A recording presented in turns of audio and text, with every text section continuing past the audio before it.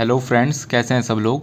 तो आप सब लोगों को पता है मैंने यूट्यूब पे एक जो है अपर पीसीएस के लिए और लोअर पीसीएस मेंस के लिए आंसर राइटिंग कैसे करनी है उसकी एक सीरीज चलाई थी, जिसमें मैंने 3-4 क्लास आपको दे भी दी थी। लेकिन बीच में जो है अपर पीसीएस के प्रीलिम्स पेपर के चक्कर में जो है और बीच में क्लासें जो है मैंने बंद कर दी थी। मैं अब पेपर हो गया, अब एक ही टारगेट है बस मेंस कैसे लिखना है। तो जिन भी बच्चों को मेंस लिखना नहीं आता है वो मेरे यूट्यूब चैनल से सीख सकते हैं। तो आइए अब देखते हैं हम क्या क्या करने वाले हैं इसमें। तो आपको पता है लोअर पीसीएस में सामान्य अध्ययन का 2 पेपर होंगे, पेपर नंबर फर्स्ट और पेपर नंबर सेकंड। उसी प्रकार अपर पीसीएस में अभी हम केवल यहाँ पे उत्तराखंड की बात कर रहे हैं, ठीक है। मैं अभी आपको उत्तराखंड की राजनीति और उत्तराखंड का इतिहास पढ़ा रहा हूँ, क्योंकि अभी जो हमारा पेपर फर्स्ट है लोअर पीसीएस सामान्य अध्ययन पेपर फर्स्ट है, उसमें उत्तराखंड का इतिहास और राजनीति है। उसके बाद अपर पीसीएस में जो सामान्य अध्ययन का पेपर नंबर 5 है, उसमें भी जो है उत्तराखंड का इतिहास और उत्तराखंड की राजनीति है। बस थोड़ा इन दोनों में फ़र्क क्या है कि इनमें जो आंसर की लिमिट है वो शब्द सीमा में थोड़ा फ़र्क पड़ता है, कि लोअर में हमें कम शब्द सीमा में आंसर लिखना होता है और अपर में ज़्यादा शब्द में लिखना होता है, ठीक है। तो भाई उत्तराखंड और हिंदी पे आपको ज़्यादा फोकस करना पड़ेगा। बाकी जीएस आप लोग कर ही रहे होंगे, इधर उधर से आपने बैच भी परचेज़ करे होंगे, लेकिन उत्तराखंड का कंटेंट कैसे लिखना है उसके बारे में आपको सिखा रहा हूँ, ठीक है। तो हम आज जो है उत्तराखंड के इतिहास के बारे में बात करने वाले हैं। लोअर में जो है सामान्य अध्ययन के पेपर फर्स्ट में आपकी कहीं ना कहीं जो है 200 में से 70 नंबर की उत्तराखंड आने वाली है, और अपर में तो सामान्य अध्ययन का जो पेपर नंबर 5 है उत्तराखंड का, वो पूरी उत्तराखंड की जानकारी पे है। उसमें उत्तराखंड का इतिहास, उत्तराखंड की राजनीति 200 अंक की है, ठीक है। तो टेलीग्राम चैनल का लिंक मैं डिस्क्रिप्शन बॉक्स में दे दूंगा, तो आप जाके मेरे टेलीग्राम चैनल को ज्वाइन कर सकते हैं। वहाँ पे मैं करंट अफेयर वगैरह और क्विज़ वगैरह करवाता रहता हूँ। तो आइए आज का क्वेश्चन स्टार्ट करते हैं। तो उत्तराखंड के इतिहास का क्वेश्चन है, उत्तराखंड की पुरा जातियों का समग्र उत्तराखंड की पुरा जातियों का समगत विवरण प्रस्तुत कीजिए। तो उत्तराखंड की पुरा जातियों के बारे में बताना है। ये जो क्वेश्चन है, ये क्वेश्चन 10 अंक का है, ठीक है। तो लोअर में इसके लिए आपको केवल लोअर में इस क्वेश्चन के आंसर के लिए आपको 100 शब्दों में उत्तर सीमा लिखनी होगी, ठीक है। और अपर में 100 शब्दों में 150 शब्दों में लिखना होता है। जो 100 शब्दों में लिखना वो 8 नंबर का होता है, 150 शब्दों वाला 10 नंबर का होता है। तो ये क्वेश्चन जो है आपके दोनों में काम आ जाएगा, अपर में भी लोअर में भी, ठीक है। तो उत्तराखंड की पुरा जातियों का समस्त विवरण करते हुए मतलब उनके बारे में बताना है, ठीक है। तो आइए देखते हैं आंसर हम कैसे स्टार्ट करेंगे। तो 10 नंबर वाले क्वेश्चन को हमें पूरे सिस्टमेटिकली तरीके से लिखना होता है। उसमें हमें थोड़ा सा उसके क्वेश्चन के बारे में परिचय देना है, उसके बाद थोड़ा सा उसकी बॉडी के बारे में अच्छे से समझाना है, और साथ में एक छोटा सा निष्कर्ष भी देना है, ठीक है। तो आइए स्टार्ट करते हैं क्वेश्चन को कैसे स्टार्ट करना है। उत्तराखंड में मानव सभ्यता का उद्भव ऋग्वैदिक काल से माना जाता है, जिसका कारण यहाँ की महापाषाणीय समाधान के अवशेष का मिलना है। तो उत्तराखंड की सभ्यता जो है बहुत पुराने टाइम से चल रही है। आपको पता है कि उत्तराखंड की जो संस्कृति है बहुत प्राचीन है, उसमें समृद्धता है, ठीक है। तो इन जातियों का उल्लेख इन प्रजातियों मतलब उत्तराखंड की जो पुरा जातियाँ थी, इनका उल्लेख हमें वेदों में मिला है, महाभारत में मिला है, पुराण, रामायण और अन्य ऐतिहासिक ग्रंथों में मिला हुआ। तो इसका क्या हो गया, परिचय हो गया, ठीक है क्वेश्चन का। अब इसकी मुख्य बॉडी इसने क्या पूछा था कि उत्तराखंड की जातियों का समगत विवरण कीजिए, ठीक है। तो अभी इनके जातियों उत्तराखंड की पुरा जातियाँ कौन कौन सी हैं उसके बारे में बताता हूँ। तो ये मैंने छोटा सा डायग्राम बना रखा है। उत्तराखंड की पुरा जातियाँ कोल है, किरात है, भोटिया, सौका और खश हो गए, ठीक है। ये और उत्तराखंड की पुरा जातियाँ हैं। तो अब इनके बारे में डिस्क्राइब करना है, तभी तो ये पूरा बॉडी बनेगी क्वेश्चन का, ठीक है। उसने बोला हुआ है इन जातियों के बारे में बताइए। तो आइए देखते हैं। तो कोल के बारे में, उत्तराखंड में जो कोल थे, इनको उत्तराखंड में सर्वाधिक पुरा प्रजाति माना जाता है। उत्तराखंड की सबसे पुरानी जाति है। बाण व कालिदास की कृतियों में इसका वर्णन मिलता है। पुरा साहित्यों में इसका नाम मतलब जो पुरा साहित्य जो प्राचीन ग्रंथ थे उसमें इनका नाम मुंडा या सबर भी मिलता है। कोलों का मुख्य व्यवसाय कृषि था, वहीं संगीत, नृत्य और मदिरा पान इनके जीवन का अभिन्न अंग था, ठीक है। तो कोलों में क्या थी, कुमार और कुमारी नामक जो एक प्रथा थी, इनके एक सामाजिक प्रथा थी। इनमें कोलों में कुमार और कुमारी नाम की एक सामाजिक प्रथा थी, ठीक है। साथ में इनको जो कोलों में जो थी मृतक लोग होते थे उनको खुले में फेंकने की प्रथा प्रचलित थी। तो ये कोलों के बारे में थोड़ी सी जानकारी हो गई, ठीक है। अब हम दूसरी जनजाति के अपने बारे में किरात जनजाति के बारे में देखते हैं, ठीक है। तो किरात इस प्रजाति का अन्य नाम कीर व किन्नर है। स्कंद पुराण में इनको भिल भी कहा गया है, ठीक है। जो किरात लोग थे स्कंद पुराण में इनको क्या कहा गया है, भिल भी कहा गया है। तो किरातों ने क्या करा था, किरातों ने कोल, क्योंकि किरातों से पहले यहाँ पे कोल थे, तो किरातों ने कोलों पर विजय प्राप्त करी थी। वर्तमान में इनके वंशज जो किरात लोग हैं, वर्तमान में इनके वंशज तराई भाबर क्षेत्र में रहते हैं। मतलब तराई भाबर बोले तो उधम सिंह नगर हरिद्वार वाले क्षेत्र में रहते हैं इनके लोग, ठीक है। किरात मुख्यतः भ्रमणकारी पशुचारक थे जो ऋतु प्रवास के लिए जाने जाते थे। ये इधर उधर जो है ऋतु प्रवास करते थे अपने पशुओं के साथ। यह भेड़ बकरी से ऊन प्राप्त करते थे और अपना जीविकोपार्जन करते थे। माने भेड़ बकरी के ऊन को जो बेच के या अपनी आजीविका कमाते थे। इनमें संयुक्त प्रथा प्रचलित थी और ये मुख्य रूप से शिव के उपासक थे। किसकी बात कर हम? किरात लोगों की, ठीक है। ये ग्रुप में समूह में रहते, ठीक है। अब तीसरी जनजाति है खस के बारे में पढ़ते हैं। तो खस द्वारा किरातों पर अपना आधिपत्य स्थापित किया गया। जब खस आए तो उन्होंने किरातों को हराया और इस क्षेत्र में अपना आधिपत्य शुरू करा, ठीक है। पुरा भारतीय साक्ष्यों जैसे महाभारत, मुद्रा राक्षस आदि में इनका वर्णन मिलता है खस लोगों का। इसके अतिरिक्त टॉलमी और अल रूबनी द्वारा अपने ग्रंथों में खसों का वर्णन किया गया। तो जो प्रसिद्ध इतिहासकारक थे जो टॉलमी और अल रूबनी थे, इन्होंने भी खसों के बारे में अपने ग्रंथों में बता रखा है। तो खसों की आजीविका का प्रमुख साधन पशुपालन कृषि था। इसके अतिरिक्त ये लोग खनिज, जड़ी बूटी, शहद आदि चीज़ों को बेचकर क्या करते थे? आय प्राप्त करते थे। खस अपनी वीरता के लिए प्रसिद्ध थे। जो खस लोग थे ये काफ़ी वीर लोग थे। माना जाता है कि इन्होंने क्या करा था? महाभारत के युद्ध में कौरवों की तरफ से इन्होंने युद्ध भी लड़ा था। अपनी वीरता के लिए भी प्रसिद्ध थे खस लोग। तो खसों के बारे में आपको इतना ही लिखना है। लास्ट में एक और जनजाति हमारी जिसको हम सौका बोलते हैं, भोटिया जनजाति की उपजनजाति है, ठीक है। तो जो ये सौका जनजाति है, ये इनके जो शारीरिक लक्षण है, इनके शारीरिक लक्षण जो है मंगोल प्रजाति से मिलते थे। यह उत्तराखंड में ये मुख्यतः चमोली, उत्तरकाशी और पिथौरागढ़ में निवास करते हैं। अल्मोड़ा में भी कुछ लोग मिलते हैं सौका लोग। मतलब सौका ऋतु प्रवास के लिए जाने जाते थे। व्यापार इनका मुख्य पेशा था। ये व्यापार करते थे, प्रदर्शनी मेले वगैरह लगा के व्यापार भी करते थे, ठीक है। स्वयं को हिंदू क्षत्रिय मानते थे। जो सौका लोग हैं ये स्वयं को हिंदू क्षत्रिय मानते थे। इनके प्रमुख देवता घुरमा, जिसको वर्षा का देवता कहते हैं, और धबला, जिसको संपत्ति का देवता कहते हैं, इनके प्रमुख देवता थे। बकरी व सांड में बलि देने की प्रथा थी। तो इन लोगों के बीच में क्या थी? बकरी व सांड की बलि देने की प्रथा थी। तो उत्तराखंड की जो पुरा जातियाँ थी इनके बारे में मैंने आपको डिटेल से बता दिया है। आप लोग भी ऐसे नोट्स बना सकते हैं। अब लास्ट में जब हमने इसका परिचय दे दिया, बॉडी पे काम कर दिया, अब लास्ट में हम क्या करेंगे? इसका छोटा सा एक निष्कर्ष भी दे देंगे। तो अतः हम कह सकते हैं कि उत्तराखंड के इतिहास में पुरा जातियों का महत्वपूर्ण स्थान था, क्योंकि बहुत प्राचीन समय से ही चल रही हैं। ऋग्वेद, महाभारत, इनमें इनका वर्णन है, ठीक है। जो कि वर्तमान में यहाँ की संस्कृति और धार्मिक आस्थाओं में नजर आती है, किंतु आवश्यकता यह है कि परंपराओं को संरक्षण प्रदान करने के उचित प्रयास किए जाएं। अब आप लोग देख सकते हैं कि आधुनिक जो समय आ रहा है उसमें लोग अपनी संस्कृति को भूलते हुए जा रहे हैं। तो हमें निष्कर्ष में क्या लिखना है कि लोगों माने सरकार को ऐसी व्यवस्थाएं या ऐसी योजनाएं लानी चाहिए कि अपनी संस्कृति और परंपराओं का हम संरक्षण भी कर सकें, ठीक है। तो दोस्तों इसी प्रकार हम एक दूसरा क्वेश्चन देखेंगे जो लोअर में तो 25 शब्दों में लिखना होता है और इस क्वेश्चन के लिए आपको 2.5 अंक मिलते हैं, ठीक है। लेकिन अपर में आपको ये क्वेश्चन जो होता है 50 शब्दों में लिखना होता है और इसके लिए आपको 4 अंक मिलते हैं अपर पीसीएस में, ठीक है।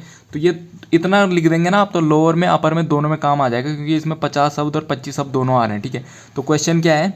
कालसी अभिलेख पर टिप्पणी कीजिए।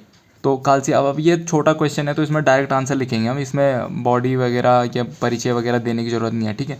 तो मौर्य सम्राट अशोक ने 257 ईस्वी पूर्व का एक अभिलेख कालसी देहरादून से प्राप्त हुआ है। मौर्य सम्राट अशोक का एक अभिलेख हमें प्राप्त हुआ है 257 ईस्वी पूर्व का कालसी देहरादून से, ठीक है।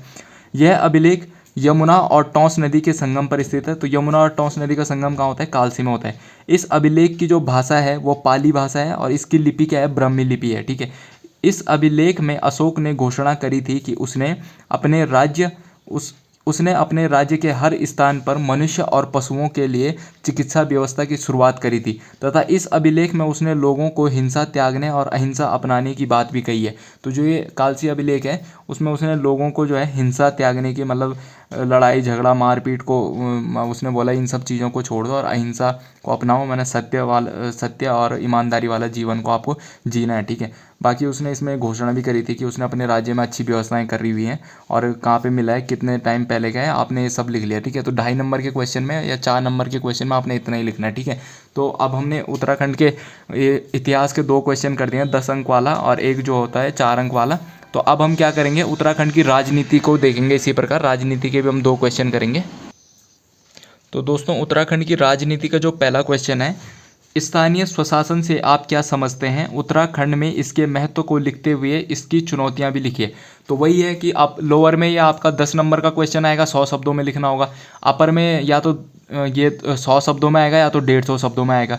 उसमें भी आपका 10 नंबर और 8 नंबर का आएगा, ठीक है। तो दोनों में काम आ जाएगा, क्वेश्चन बहुत अच्छा है। तो आइए इसका देखते हैं कैसे आंसर करना हमने। सबसे पहले आपने क्या करना है, इस क्वेश्चन का परिचय लिखना है कि परिचय कैसे देना है। तो स्थानीय स्वशासन से आशय है स्थानीय जनता द्वारा किए जाने वाला शासन। तो स्थानीय स्वशासन क्या होता है कि ऐसी मतलब कोई ऐसी जगह या स्थानीय स्तर पे ऐसी जगह जहाँ पे वहीं के आम लोग या वहीं की जनता क्या कर रही है, शासन कर रही हो। अर्थात गांव, नगर एवं कस्बों की शासन व्यवस्था में जब स्थानीय या आम जनता भागीदार होती है और वह वहां के निर्णयों को लेने में सक्षम होती है और भागीदार होती है, तो उसे क्या कहते हैं, स्थानीय स्वशासन कहते हैं, ठीक है। अब स्थानीय स्वशासन के बारे में हमने क्या दे दिया, एक बेसिक सा क्या कर दिया, एक परिचय दे दिया, ठीक है, एक छोटा सा इंट्रो दे दिया। साथ में हम क्या लिख सकते हैं कि जो 73वां और 74वां संविधान संशोधन था, इसने क्या करा था, 74वां संविधान ने स्थानीय स्वशासन के लिए यह पंचायती राज के लिए क्या करे थे, इसने इस दिशा में इस दिशा को बढ़ावा देने के लिए कदम उठाए थे, ठीक है। इसमें 73वां और 74वां संविधान संशोधन पंचायती राज से संबंधित है, ठीक है। तो अब हम इसकी भूमिका देख लेते हैं थोड़ा कि क्या क्या स्थानीय स्वशासन कैसे काम करता है, किस स्तर पर काम करता है, ठीक है। एक छोटा डायग्राम बना रही है।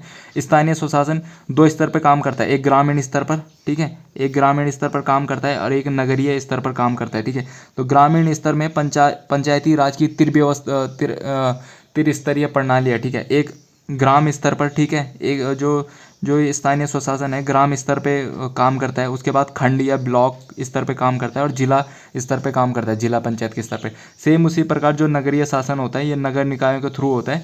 ये नगर पंचायतों, नगर पालिकाओं और नगर निगम में बंटा होता है। आपको पता होगा नगर पंचायत होती है, यहाँ पे 5,000 से 50,000 तक की जनसंख्या होती है। नगर पालिका में 50,000 से 90,000 तक की जनसंख्या वाले क्षेत्र को हम क्या कर देते हैं, नगर पालिका घोषित कर देते हैं। और नगर निगम जो होता है, यहाँ पे 90,000 से 1 लाख तक की जनसंख्या को नगर निगम घोषित करते हैं। और हाल ही में उत्तराखंड के 2 नगर निगम और घोषित किए गए हैं, अल्मोड़ा और पिथौरागढ़। तो अब आप लोगों को मुझे कमेंट करके बताना है कि उत्तराखंड में टोटल कितने नगर निगम हो गए, ठीक है। आप तो क्योंकि प्रीलिम्स आप लोगों ने दे लिया, आप मेंस की तैयारी कर रहे हैं, तो उत्तराखंड में टोटल नगर निगम आप मुझे बताएंगे, ठीक है। तो इसका हमने बेसिक इंट्रो देख दिया है। अब इसने क्वेश्चन में हमें क्या पूछा था, क्वेश्चन में दोबारा देख लेते हैं एक बार। तो इसने हमें क्वेश्चन में पूछा होता है स्थानीय स्वशासन से आप क्या समझते हैं। एक तो इसका महत्व लिखना है, स्थानीय स्वशासन का महत्व लिखना है, और एक इसकी चुनौतियों के बारे में हमें बताना है, ठीक है। तो आओ देखते हैं क्या है। तो सबसे पहले इसका महत्व देख सकते हैं। स्थानीय स्वशासन का महत्व क्या है, तो जनता द्वारा समस्याओं का स्वतः समाधान करना संभव हो जाता है। जब स्थानीय स्वशासन ग्रामीण स्तर पे या जिला स्तर पे या ब्लॉक स्तर पे काम करता है, तो जनता वहाँ पे स्वयं काम करती है और उन्हें पता होता है कि उनके क्षेत्र में क्या समस्याएं हैं, तो उनका समाधान ये आसानी से कर सकते हैं, ठीक है।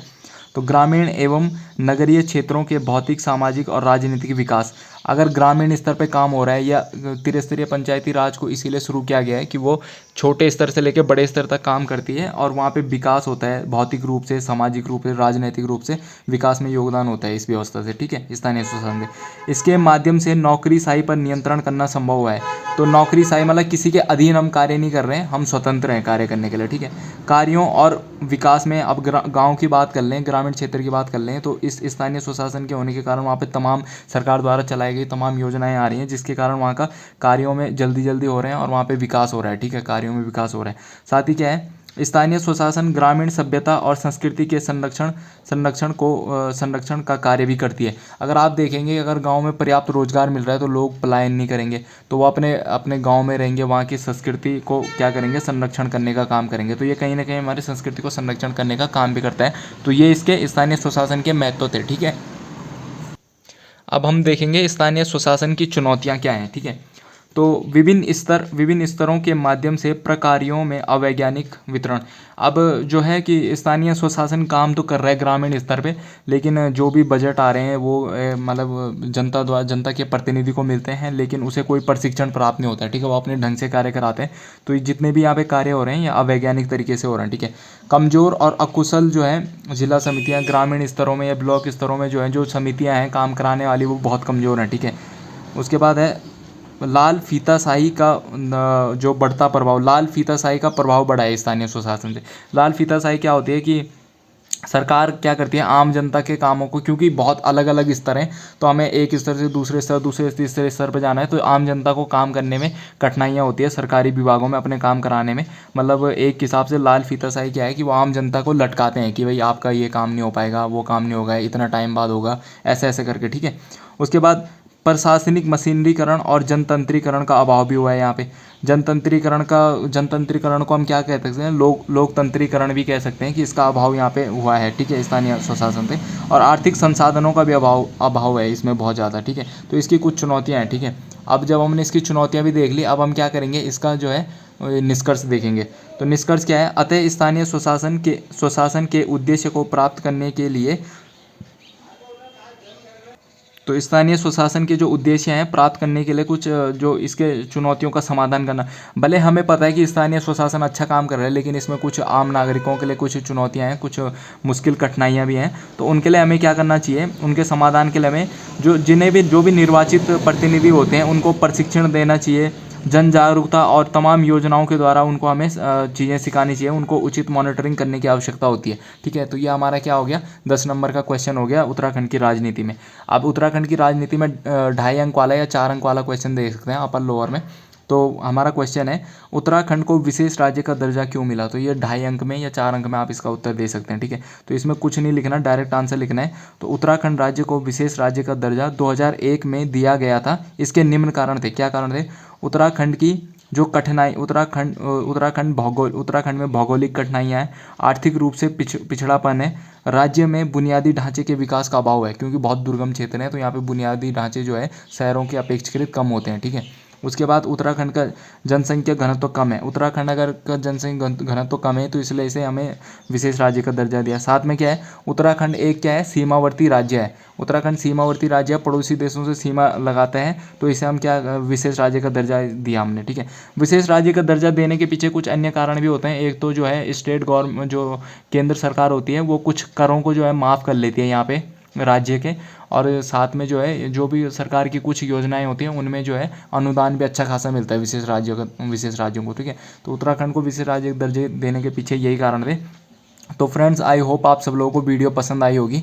अगर आपको पहली बार मेंस आंसर राइटिंग कर रहे हैं और आपको पता नहीं है कैसे लिखना है, तो आप मेरी वीडियो से समझ सकते हैं। और अगर आप लोगों को वीडियो पसंद आ रही है ना, तो वीडियो को शेयर कर देना, वीडियो को शेयर कर दो, लाइक कर दो, और चैनल को सब्सक्राइब भी कर देना। साथ में जो है मेरे टेलीग्राम चैनल को भी ज्वाइन कर लेना फ्रेंड्स। टेलीग्राम चैनल का लिंक जो है मैं डिस्क्रिप्शन बॉक्स में दे दूंगा। वहाँ पे डेली क्विज़ होती है, करंट अफेयर वगैरह, मेंस के टॉपिक वगैरह मैं डालता रहता हूँ, तो आप मेरा टेलीग्राम चैनल भी ज्वाइन कर सकते हैं। तो अब आपको जो है नेक्स्ट वीडियो एक दिन छोड़ के मिलेगी, तब तक आप इसके नोट्स बनाइए, अच्छे से क्वेश्चन को याद कीजिए। तो मिलते हैं फ्रेंड नेक्स्ट वीडियो के साथ। Thank you.